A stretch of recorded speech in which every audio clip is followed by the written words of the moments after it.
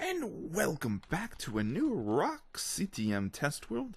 As always, Rock here, and today I've got a new, cool, awesome discovery that I have made that I have dubbed ability attributes. So, what exactly is ability attributes? Aha! That's a bit of a question. Before we get too deep into that, I'd like to explain how previously something like this similar would have been done. So, with 1.8, similar features to ability attributes would be having a named item that gives you some type of effect. Say you have boots that are called Boots of Leaping, and whenever you wear Boots of Leaping, they give you a jump boost potion effect permanently. So that is an example of how previously something like this would have been done.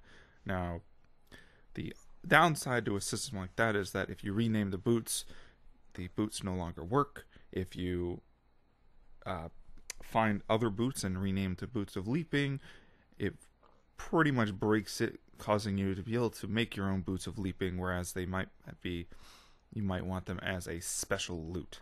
Now, in adventure maps, this isn't as big of an issue because you typically can't do this kind of stuff. However, in CTMs, it becomes a bit more of an issue. So, with that in mind, we've devised ability attributes to get around this issue. So, I have 3 little proofs of concept.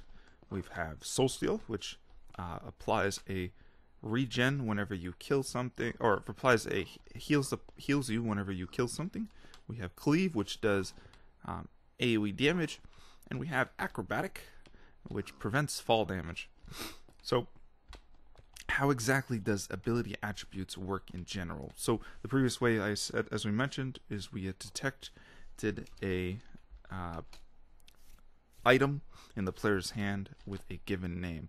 However, it has come to my attention through experimentation that you can do a testfor on lore text in a player's inventory. So you can search for specific keywords such as Soul Steal, Cleave, Acrobatic. You can check for certain slots. So Acrobatic, for example, checks for the boot slot with an item lore of Acrobatic. So as you can see, we have our 3 checks right here that checks for specific items with lore text. So if we give ourselves a Soul Steal, which is simply just a diamond sword with the Soul Steal lore text, you can see this lights up. We give ourselves a Cleave, a wooden sword with the Cleave attribute, that lights up, and we give ourselves an Acrobatic, and it hasn't lit up. However, if we put it in the boot slot, as you can see, it has lit up. So you have the possibility of detecting lore text on items, allowing you to do things based off of this. Now, one cool thing to note about the attribute ability attributes is that they stack. So for all intents and purposes, a stack. You can have multiple ability attributes on a single item, and they're all detectable. As you can see, the first 2 are lit up.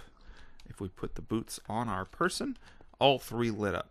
That means all of these are detected, and they will, if you have them each hooked up to their own circuit or device, they would each trigger off depending on if the correct circumstances were met. So let's get a quick preview of how each of these work. So we have our Acrobatic boots. If we were to go back into survival, if we came to the top of this ladder right here, typically if you fall off a ladder from this high, take about 3.5 hearts of damage. However, because of our boots, with the ability attribute that we applied on it in one of our little proof of concept circuits, the Acrobatic boots prevent all fall damage. This is done by applying a jump boost with an amplifier of 255. Jump boost with an amplifier of 255 prevents fall damage on you. So next we have Soul Steal and Cleave. So we'll use Soul Steal first. So whenever, actually no, we use Cleave first. Oh, There are some bugs with my circuits. It still needs to be worked out properly, but in general, it's a proof of concept, so I'm not too concerned about it. So Cleave, you hit an enemy, and it applies a wither for a second to nearby enemies.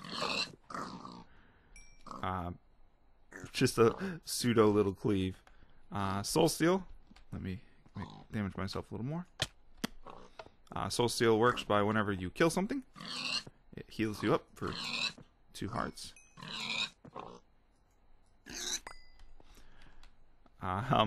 Simple as that.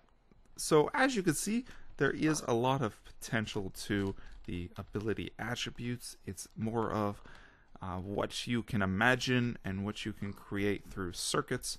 These are simple circuits that do what I need them to do at the moment. However, they can be expanded upon to do even better and bigger features. You can add more ability attributes. You can have them checking for specific slots and such. But overall, the nice thing about the ability attributes is that it's not item dependent. I could make a hoe with Cleave on it. I could make a clock with Cleave on it, a clock with Soul Steal, and it's all going to work because there's no specific searches for items, specific types of items. It's just searching for the lore text. That also means that I could rename these to whatever I want. I could have this being the wooden sword of Cleave or the cleaving fury, and they will both work exactly the same, regardless if it's a wooden sword or a diamond sword, for example. So with that, I hope that gives you some really awesome ideas for your CTM maps or adventure maps. I hope to see this used in the future on maps, as it has a lot of potential to it. And if you have ideas for it, or you have if you have ideas, feel free to share them down in the description. If you have a video response with your ideas, feel free to add a video response. And yeah, that's ability attributes. Hopefully you guys like that, and I hope to see you guys using it. But yeah, that's going to do it for today. As always, if you have any comments, questions, suggestions, or feedback, feel free to leave a comment in the comment section down below. As always, this is Rock, and I'll catch you guys next time.